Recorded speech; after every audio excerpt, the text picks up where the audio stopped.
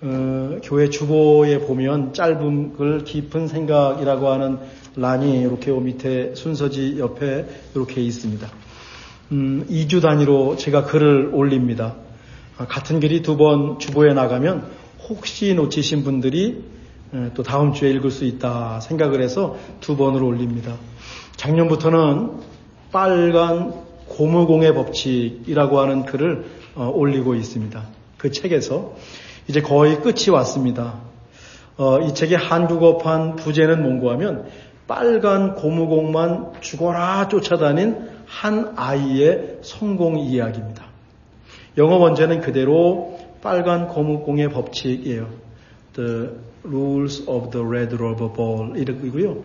거기에 그 부제는 뭐냐면 당신의 인생 과업을 발견하고 그것을 유지하십시오 라고 하는 것이 이 책의 영어 부제입니다. 케빈 캐롤이라고 하는 그 아프리칸 아메리칸이 쓴 책입니다. 이분은 나이키 창업자에게 발탁이 되어서 컨설턴트로 나이키에서 일했습니다. 그 나이키라는 거대 조직에 활력을 불어넣는 촉매, 카탈리스트, 촉매 역할을 하는 것이 이분의 그 임무였습니다. 2004년부터 지금까지 촉매라고 하는 그 컨설팅 회사를 차려서 전 세계를 다니면서 강연과 컨설팅을 하고 있습니다. 아버지는 이 저자가 3살이 되었을 때 새 아이를 남겨두고 떠났습니다. 어머니도 이 저자가 6살이 되었을 때 떠났어요.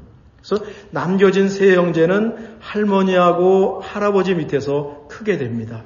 사정이 어려우니까 저기 필라델피아 변두리 동네로 이사를 했습니다. 싸움판이 늘 벌어졌고요. 마약에 찌든 사람들이 넘치는 그런 곳에서 저 케빈 캐롤이 자랍니다. 게다가 저자는 아주 왜소하고 조용하고 아주 내성적인 아이였습니다. 그러니까 늘 외롭고 상실감을 느끼면서 자란 거예요. 그러던 어느 날 빨간 고무공 하나를 들고 운동장에 갑니다. 새로운 장난감을 얻었습니다. 그때부터 빨간 고무공을 갖고 운동장에서 혼자 노는 것이 이 아이 저자의 최고의 행복이었습니다. 빨간 고무공을 갖고 운동장에서 놀면서 숨겨진 재능을 발견했는데 자기가 굉장히 빠른 겁니다. 달리기를 굉장히 잘하는 겁니다. 훗날 이 아이는 학교 풋볼팀에 발탁됩니다. 고등학교를 졸업하고 공군에 입대합니다. 군대에서 스포츠 의학을 공부하지요. 군대를 제대하고 고등학교, 대학교 피지컬 트레이너로 일을 해요. 그러다가 NBA 필라델피아 76ers 이 팀의 피지컬 트레이너가 됩니다. 그리고 이제 나중에 나이키에 발탁이 되지요. 그 모든 삶의 여정에서 어렸을 때 아무도 없는 운동장에 갖고 놀던 빨간 고무공을 이 저자는 잊지를 않았습니다.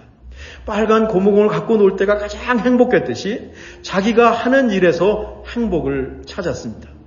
자기가 하는 일을 빨간 고무공으로 만들었습니다. 이렇게 말합니다. 그 어떤 모양이라도 좋습니다. 바로 당신의 빨간 공을 쫓으세요. 역경은 당신을 좌절시킬 수 없습니다. 저자는 이 빨간 고무공을 찾아내고 그것을 자기 것으로 만들고 빨간 고무공을 가지고 놀면서 인생을 살아가라고 제안합니다.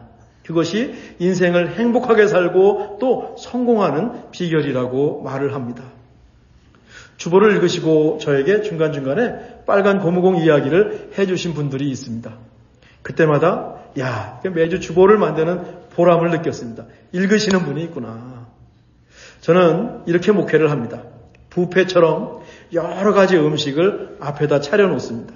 이것도 제안하고 저것도 제안합니다. 그것을 선택해서 갖고 가시는 것은 여러분의 몫입니다. 이것이 우리 교회 방식이고 저의 목회 방식입니다.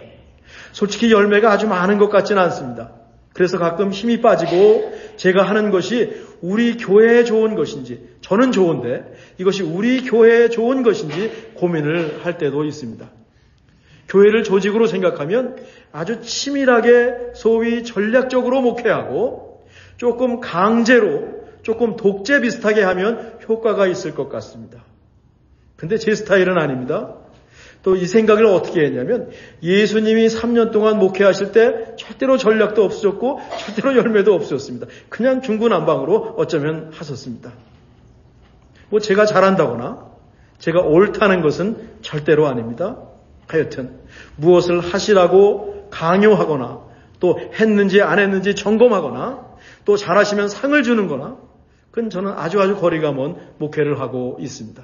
그래서 그런데도 함께 해주는 여러분이 계시니까 감사하고 이제 남은 목회 여정도 아마 그런 방식을 따르게 될 것 같습니다. 열심히 여러분 앞에 부패상을 차려드리겠습니다. 이 얘기도 하고 저 얘기도 하고 이쪽 얘기도 하고 저쪽 얘기도 하고 글도 올리고 말이죠. 시시때때로 필요하실 때 가져가시면 되겠습니다.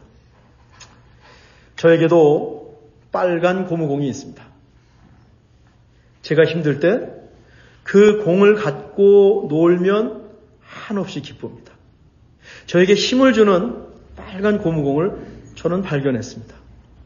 거기서 희망을 발견하고 저는 거기서 하나님을 만납니다. 바로 성경입니다. 어렸을 때는 신약만 있는 쪽 성경을 제가 읽었습니다. 아주 일찍부터 읽었던 것 같습니다.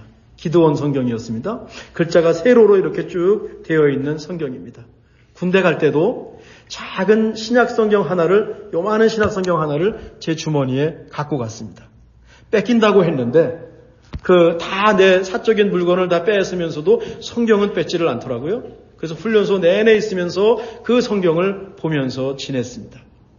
어려우니까 그 구절구절이 얼마나 은혜가 되고 그 하나님 말씀 구절구절이 얼마나 힘이 되었는지 지금도 기억을 합니다. 목사가 되겠다고 신학교에 들어갔는데 신약은 비교적 잘 알고 있는데 구약 성경을 제가 잘 모르는 겁니다. 구약이 어려웠습니다.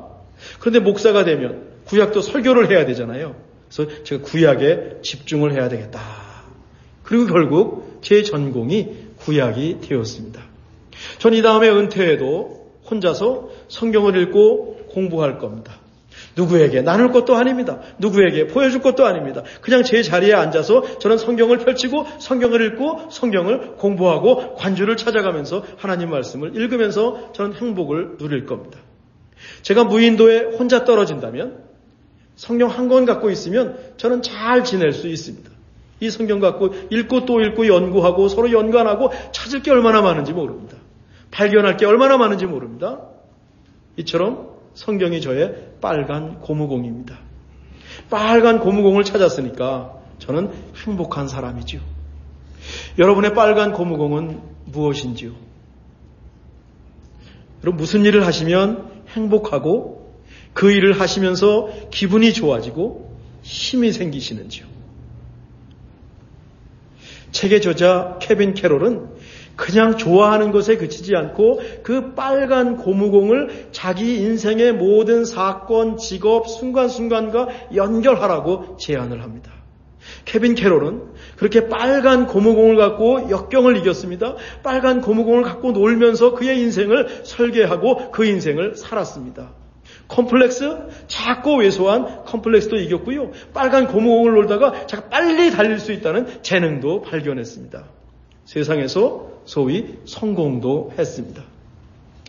저에게 성경이듯이 여러분에게도 분명 빨간 고무공이 있으실 것 같습니다. 무슨 일이 있어도 놓치고 싶지 않은 것, 어려울 때 힘이 되는 것, 앞으로 나아갈 표대가 되는 것, 무엇보다 그냥 빨간 고무공을 갖고 있으면 그냥 행복한 겁니다. 그냥 기쁜 겁니다. 와, 기도일 수도 있고요. 우리 신앙 자체일 수도 있고요. 가족일 수도 있고요. 취미나 특별한 관심사일 수도 있겠습니다. 일이 빨간 고무공이 된다면 더없이 행복한 인생들이십니다. 혹시 없으시면 저와 같이 성경을 빨간 고무공으로 삼으시면 어떨까 싶습니다. 저는 정말로 빨간 고무공이 성경입니다. 전 너무 행복합니다. 그래서 목회가 어려울 때도 제자리에 앉아서 성경을 펼치고 설교를 준비할 때 전 한없이 행복합니다. 더 좋은 설교를 만들지 못해서 그렇지 저 혼자에게는 100%, 200% 행복하고 이 말씀의 은혜와 말씀이 저에게 힘을 주고 인생의 좌표가 됩니다. 전 그래서 행복한 사람입니다. 왜? 빨간 고무공을 찾았기 때문에 그렇죠. 자, 오늘 본문으로 넘어갑니다. 느헤미야 8장 마지막 부분을 공부합니다. 70년 바벨론 포로에서 돌아온 이스라엘 백성들이 예루살렘 성곽을 완공하고 수문학 광장에 모였습니다. 제사장이자 성경학자인 에스라가 모세의 율법을 들고 나무로 만든 제단에 서서 성경을 읽으니까 모든 백성이 은혜를 받습니다. 많이 울었습니다. 그러자 느헤미야 지도자들이 이제 그만 울고 집으로 가서 잔치하면서 즐길 것을 부탁하지요. 가난한 이웃에게 음식을 나눌 것도 잊지 않았습니다. 그렇게 하루가 지났습니다. 이튿날 날이 새자 백성들의 족장들, 제사장들, 레위 사람들이 에스라를 찾아왔습니다. 하나님 말씀을 더 공부하고 싶다는 겁니다. 하나님 말씀을 더 읽고 싶다는 겁니다. 우리식으로 하면 리더 성경 공부가 그 느헤미야 수문학 광장, 그 이스라엘에서 예루살렘에서 이루어진 겁니다. 말씀을 사모하는 정도가 정말 깊고 큽니다. 정말 부럽지요. 모세의 율법을 읽다가 초막절 규례를 만났습니다. 7짤달에 모였습니다. 지금 이스라엘 백성들도 7짤달에 모였거든요. 그러니까 초막절이 지금이네. 초막절은 여러 가지로 불립니다. 우선 초막, 장막, 나뭇가지로 텐트를 만들고 그곳에서 일주일 동안 지내는 절기가 초막절입니다. 지금도 유대인들은 저렇게 그 공원에다가 아치밥들에다가 초막을 만들고 텐트를 만들고 거기에 일주일을 지냅니다.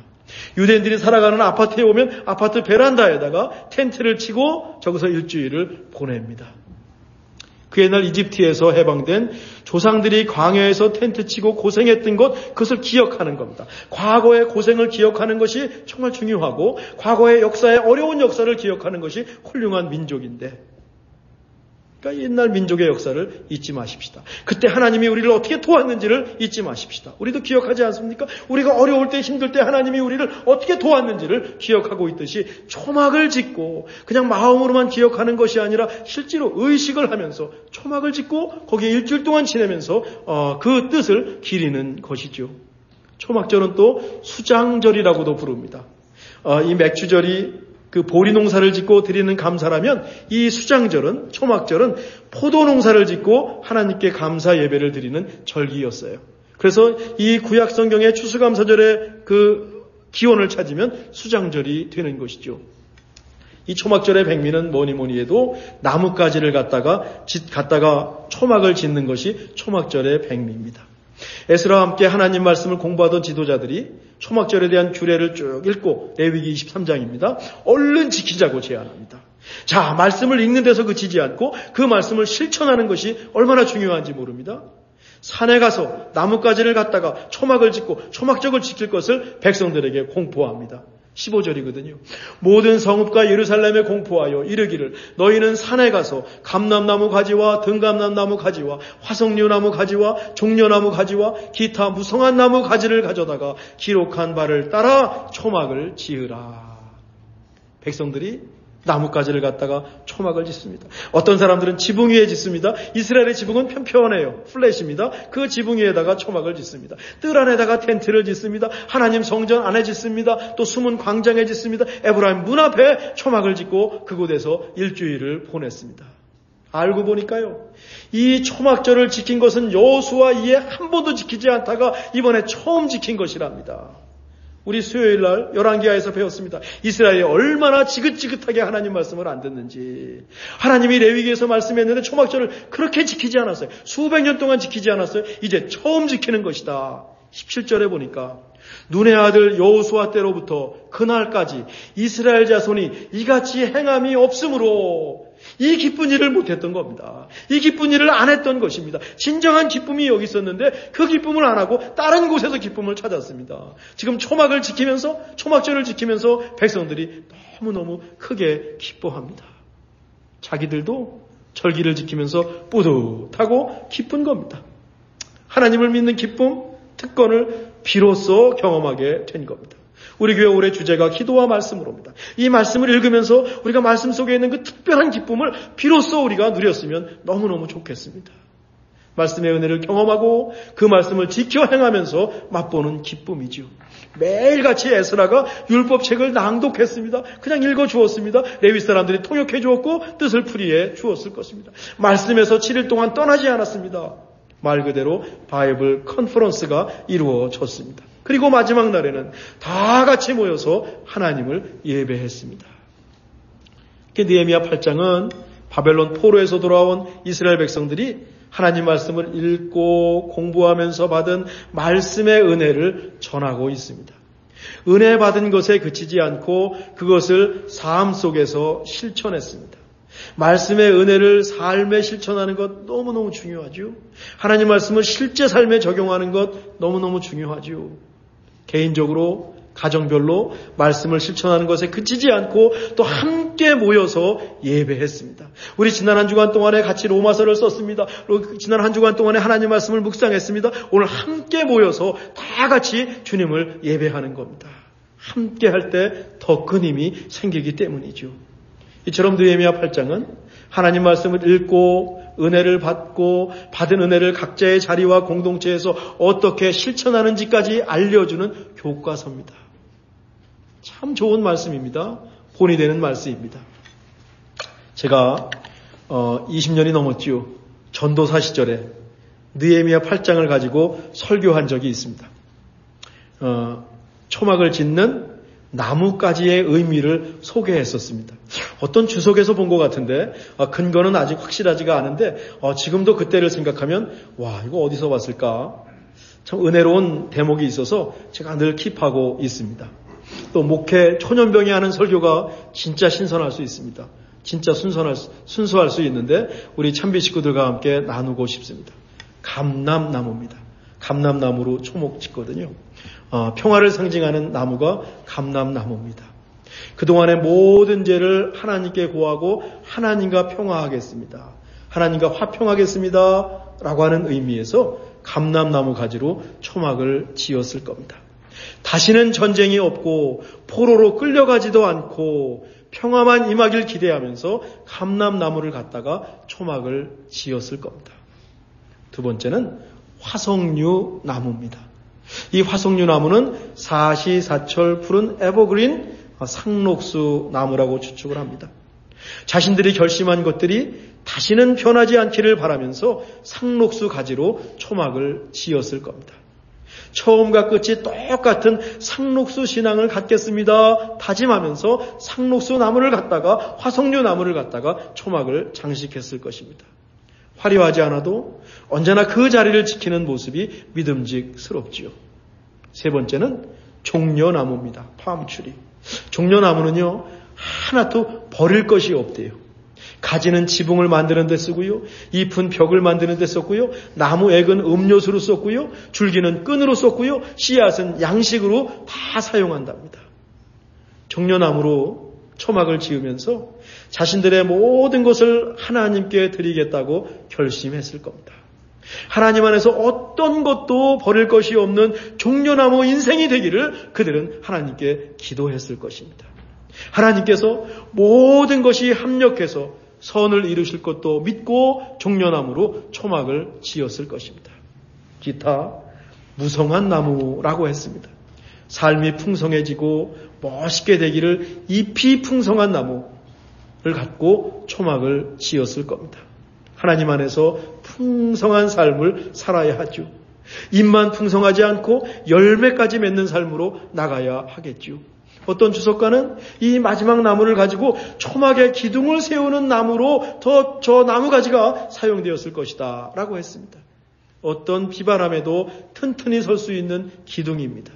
자신들의 신앙이 흔들림 없이 굳건히 유지되기를 바라면서 무성한 나무가지로 초막을 짓고 나무 자체로 초막의 기둥을 세웠을 것입니다.